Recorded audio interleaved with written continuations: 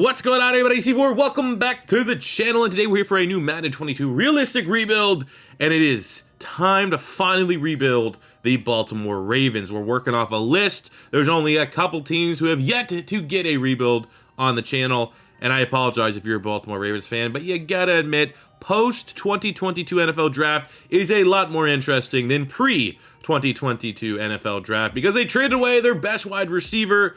Maybe in real life, also, I mean, expectations are fairly high for Rashad Bateman, but they traded away Hollywood Brown to the Arizona Cardinals, got a second first-round pick. They did some damage. They got Tyler Linderbaum on the back end of the defense. They got Kyle Hamilton, who's not going to, we probably should get him out there sooner than later, right? But I mean, they also fall. These are not my draft classes. These are not my rosters. X-Apathy, I believe, is the name of these rosters that I am using.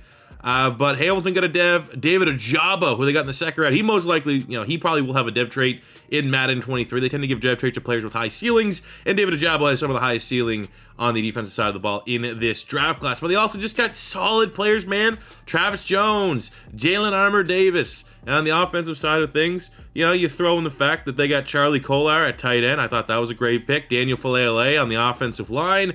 It was just... It's what the Ravens do. They draft very, very well. So let's get a quick look here at the roster before we get in the rebuild. I mean, Baltimore is a team that tends to make the playoffs a lot in the sim, which is good. I'm not expecting this to be a super hard rebuild. We have a, X-Factor quarterback already under center. So, obviously, maybe it'll get a little bit harder once we have to re-sign him. But the expectation is that this is going to be yet another successful rebuild when all is said and done. For those of you that don't know, I am a Lamar Jackson fan. I mean, most people are. Unless you're an asshole and you're still like, oh, he's a running back. The dude won the MVP. He's a fucking quarterback. I've always been a Lamar Jackson fan. I've been a Lamar Jackson stan. I remember I would go on my way to watch, this is a story I tell. I remember Louisville. I can't remember who they were playing, but it was like one of those things where, you might be on the internet trying to find a stream here or there. And I went through some pretty sketchy stream sites to see Louisville play just because I was just like, I'm bored. I want to watch Lamar Jackson absolutely demolish some guys that are going to work at Best Buy. And it was awesome. So I've always been a Lamar Jackson fan. I'm excited to play with him. I'm excited to build around him. The running back room, I like it. J.K. Dobbins, 2281 with that start out. He actually always is very good in the sim here in Madden 22, so expectations are high. They did bring in a veteran of Mike Davis, but I like Bus Edwards. I do think that, once this running back room got absolutely destroyed with injuries, as someone that drafted J.K. Dobbins and Gus Edwards last year in fantasy football, you got Dobbins and he got hurt, and then you got Edwards and he got hurt, and then they had to rely. It wasn't ideal. And also shout out to them for getting Tyler Beatty, one of my favorite sleeper running backs from this year's draft class out of Missouri. I think he's going to be. I honestly think he could end up being like the receiving back, the third down receiving back when all is said and done. But they got a lot of depth here to the running back room, and as far as Madden concerned, Edwards also has that dev trade, but it's probably going to be J.K. Dobbins' room. They got fullbacks here, one of the few teams that still implement that. Reichard's solid, Ben Mason. You could probably put Reichard. He was a two-way player. He usually plays two-way in the preseason. Kick him back to D-line if you want to. At wide receiver, this is where it's like, all right, we got to wait and see. Rashad Bateman does have the hidden dev, just because obviously there's two groupings of rookies with this roster. But Bateman is a star dev, so 21 star dev, 76, force feeding the ball, try to get some dev traits. Duvernay in the slot, very good athlete. James Prochet was a little bit of a fan favorite on this channel. So maybe, hey, if James Prochet can hit a dev or something like that year one, maybe he emerges as one of our main wide receiver targets. I think Tylan Wallace, he was great at Oklahoma State. There's some guys here. Obviously not a lot of star power. Maybe there'll be something we look at in free agency. But also I'm willing to develop these guys if the game gives us, the RNG roles for these guys to develop in the sim. Tight ends, very good. A lot of depth there. Mark Andrews, superstar, one of the best tight ends in the NFL. Nick Boyle, one of the best blocking tight ends, maybe arguably the best blocking tight end in the NFL, probably along with Gronk, maybe. I think Mercedes Lewis is a good, I don't know. But Charlie Kolar, Isaiah Likely, it's just, four legit guys at tight end. Two of them obviously a little bit lower rating, but legitimate prospects. We got Stanley, superstar. I moved Macari from center to guard, just because he has a little bit upside. Even then, Ben Powers is a guy that can get up into the 80s overall. At center, they got Linderbaum, who is pretty much Jason Kelsey 2.0. Really safe pick. Maybe not the best use of investment for the Baltimore Ravens, but also, you're the Ravens. I think you got to kind of trust your front office when you make moves like that. We have Zeitler, the veteran, at right guard. Ben Cleveland, gigantic human being, might be his successor. Who knows? And then at right tackle. I mean, right tackle's, got some veterans there. Falele has some upside, but there's no dev trade like that. He's stuck on normal dev. So who knows? Maybe we need like a lineman or two at some point throughout this rebuild. D-line, I kicked Matabuke over to left defensive end. I'll just go with him because he's a little bit more upside and obviously a lot younger than Derek Wolfe. But there'll be some depth, a lot of depth. I would actually say year one, this Ravens team probably has the most depth, the most guys 2-3 deep at every position that I've had so far in any rebuild. Right defensive end, you got the veteran Calais Campbell. We will need his successor sooner or later, but for the time being, very solid.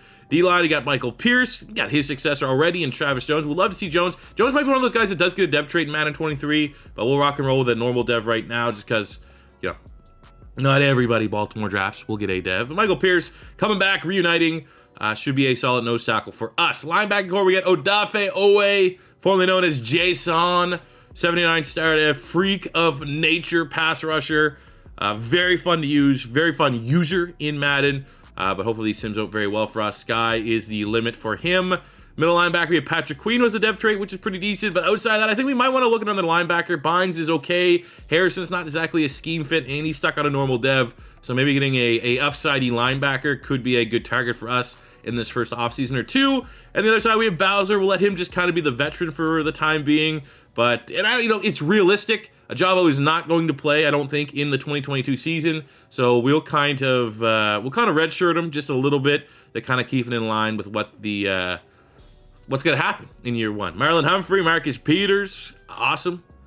Big fan. I'm a big fan of Marcus Peters. Armour Davis was one of my sleeper at corner, much like Tyler Beatty at running back. Just the Ravens absolutely crush it every single year. They signed Marcus Williams, paid top dollar to bring him over from the New Orleans Saints in free agency. That's a huge get. Strong safety, you have Chuck Clark, where there's rumors they might be trying to trade him to Philadelphia for Jalen Reagor. But for all sake, we're going to get Kyle Hamilton in the starting lineup right now. Obviously, ceiling is higher, 6 years younger. I think probably after a year, he'll close that gap in terms of rating between him and Chuck Clark. And hey, we can make just, Chuck Clark our third safety. He will still find a way to get on the field. We have the best kicker in the NFL. They get Jordan Stout, who, the dude that runs the Senior Bowl, said he was the best punter in this year's draft class. So, even though Matt Ariza got a lot of the hype. I mean, it's just an absolutely stacked lineup here for the Baltimore Ravens. Have some question marks for sure. Wide receiver, right tackle. You could say we have some clear situations where there's a veteran and not a successor in place. But I absolutely expect every single year of this rebuild, be it if it takes us 2 years to win a Super Bowl, 5 years to win a Super Bowl, we're going to be competitive every single season. So without further ado, let's get into year number one. We are absolutely crushing it here in year one at the midway point, 6-1, running away from the rest of the teams in the AFC North. I mean, we could just hit a rough patch here and Pittsburgh could catch up or something like that. But we feel pretty dang good. Now it's time to look at some contracts. Is this the Lamar Jackson year? We got a year until we have to pay Lamar. And literally, I'm not seeing anybody there really I'm rushing to re-sign. If this is real life, Huntley would be interesting because he filled in fairly decently for Lamar when he was out with injury. Obviously, some upside there with Geno Stone, but just at a position we don't really need much depth right now. So we'll save our money and just keep waiting for the impending destruction of our salary cap when it comes time to pay Lamar Jackson $300 million. At the end of year one, very, very dominant. Look at that. Everything is top 10 outside of our passing yards, which I'm going to assume Lamar Jackson just, ran it a whole lot. But the number one offense, number 4 defense, 14-3. We did lose to the Steelers the final week of the season, but we did already secure the top seed in the AFC, the top team in the NFL here in year one. And yeah, I mean, again, this is kind of what I was expecting out of all the rebuilds we have left.